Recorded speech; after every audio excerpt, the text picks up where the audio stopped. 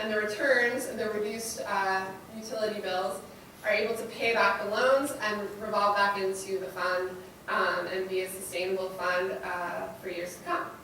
And so what we found in our research and a paper we wrote, Greening the Bottom Line, in 2012, was that these projects have a median return on investment of 28%, which is very competitive with an endowment.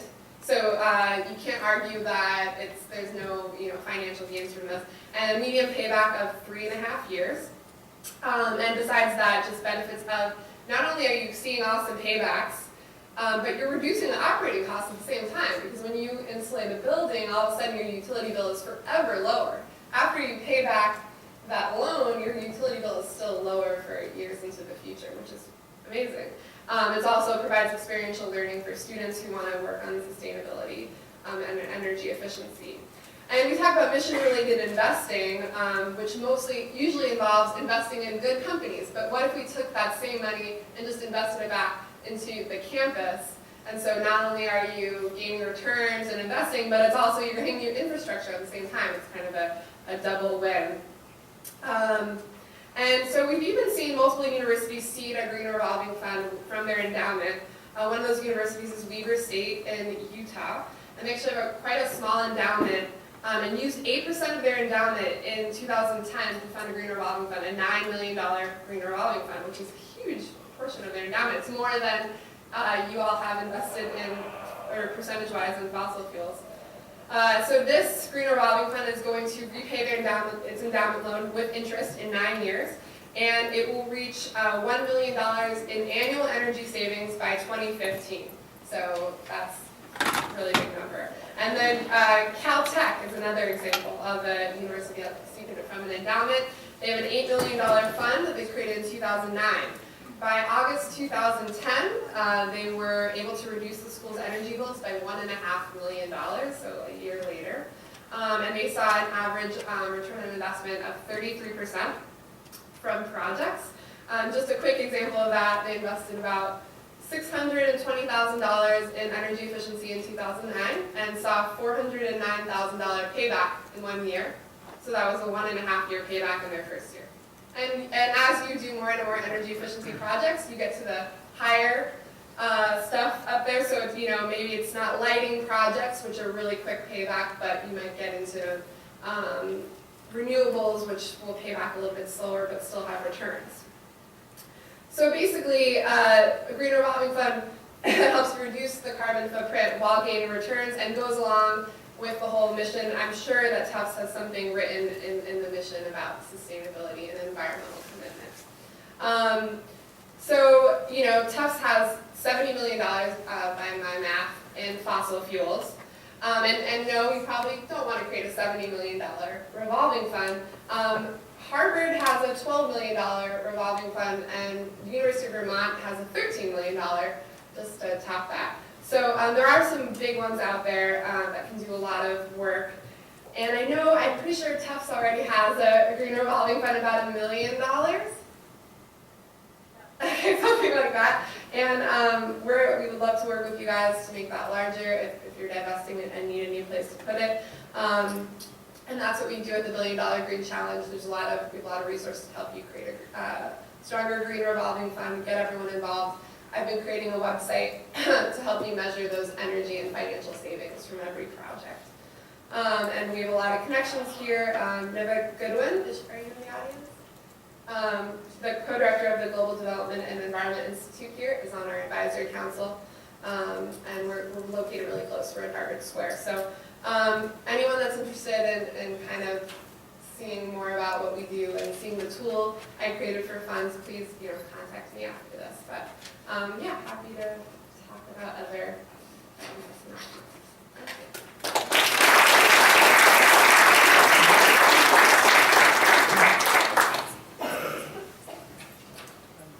Well, thanks for inviting me to speak. I think a lot of the issues that have been covered by the two speakers I'm not going to deal with. I'm going to deal much more with really, I think, being a more effective campaign on campus.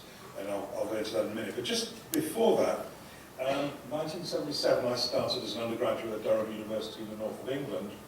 And British universities don't have endowments anything like the scale of American universities, but British universities do bank, and the bank that we were all against in the 70s was Barclays Bank, which is a huge, great British bank which had huge investments in South Africa. In 1996, I went to see Mandela. He came to London to thank the anti-apartheid movement, students, and the whole movement.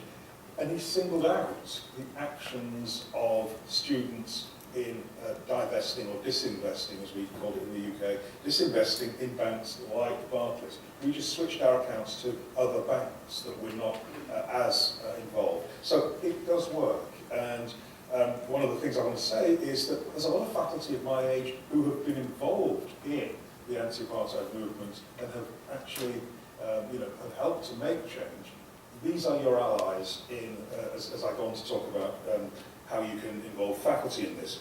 So I'm going to speak as a faculty member, but I'm also going to speak as an advocate for what I call just sustainability. And if you haven't been to julianadgerman.com, which is my blog, you should go to it because it explains this idea of just sustainability. I'm an ecologist. I came from a botany and geography background, but I suddenly realized, after throwing too many quadrats around in fields, that there are people on this planet. There are really people on this planet, and that environmental solutions are not always cognizant of social justice. So, for instance, when we look at the divestment slideshow, we didn't see any people on there, did we? Were there any people? It was about pollution. It's about people. This campaign should be about people. And not just any people, but we know that the first and worst affected by climate change are those low-income people in the US and other countries around the world. They are other countries who have got less of a carbon footprint than we have. So that's something I think to keep in mind all the time. Yes, environmental sustainability, yes, the environmental imperative of maintaining our life support is really important, but social justice is equally, if not more important. So what I want to do is give you 4 tips that I've sort of thought of for a more effective campaign. And I'm not thinking here just about divestment. I'm thinking about the whole challenge of a climate change, climate justice campaign on campus. Okay?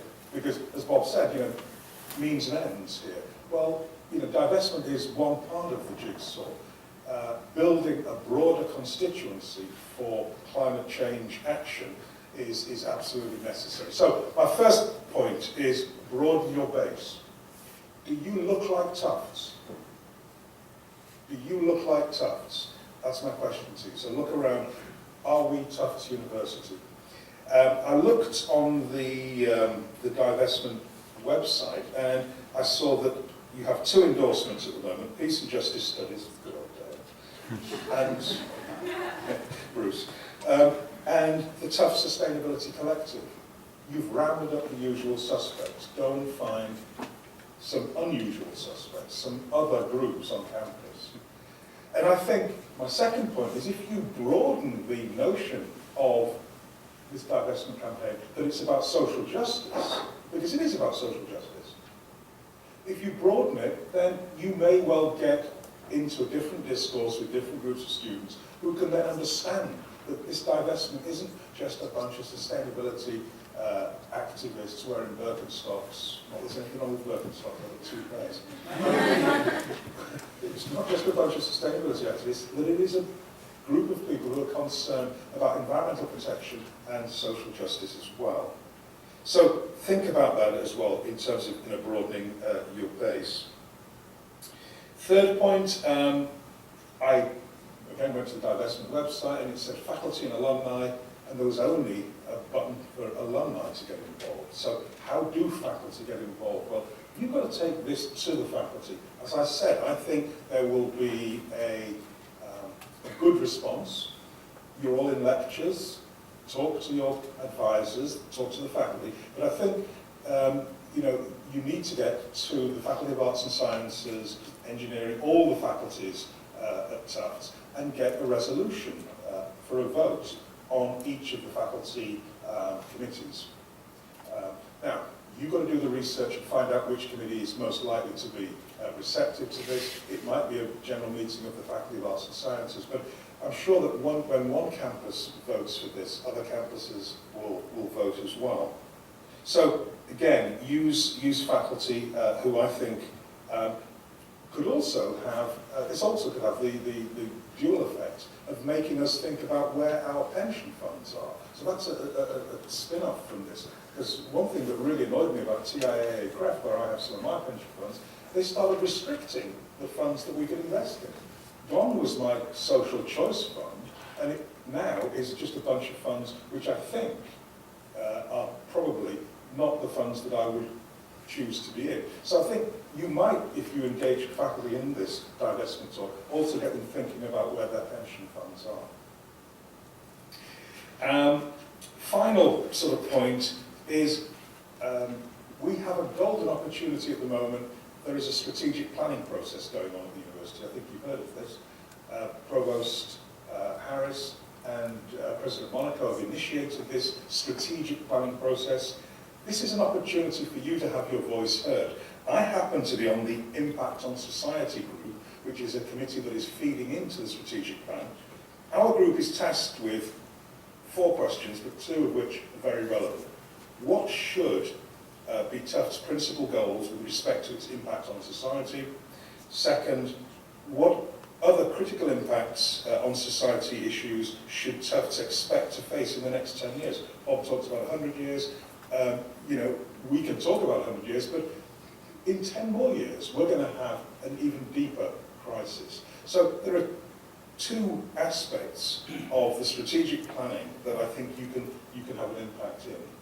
So just to recap, this is about you becoming more effective, not just in divestment, but in building a broader base for your work on climate change and climate justice. Broaden the message, bring in the social justice message, because ultimately climate change is a social justice issue as well as an environmental limits issue. Broadening the base will also help, I think, the trustees see that this is not, again, just one group of students, that it is a broadly based group of students. Do involve faculty and also really focus on leverage points, tipping points. And one is you have a voice through the strategic planning process that's going on at the moment. Thank you.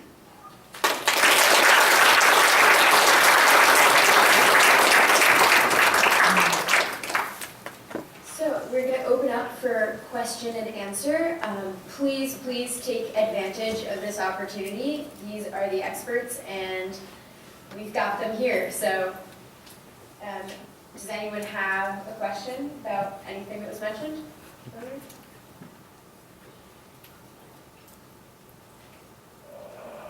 All right, Stina's going to come around with the mic so that we can hear everybody.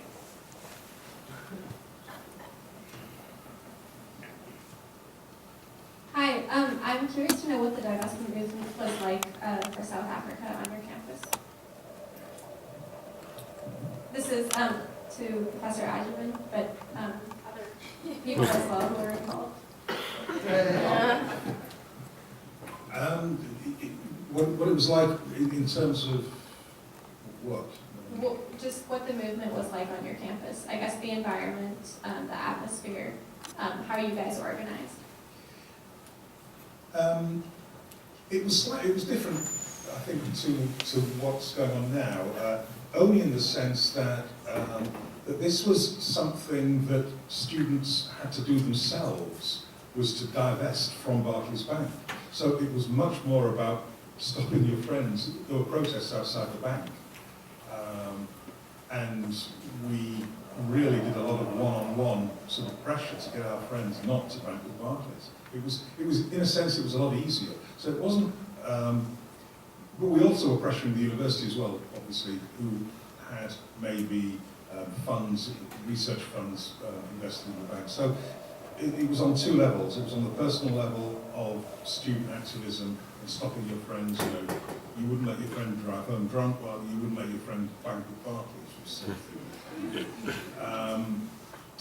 And then the other level was really at the level of the university. And we were doing very similar things to what you're doing now, appealing to the Board of Overseers or the Board of Trustees So more split level, but, you know, again,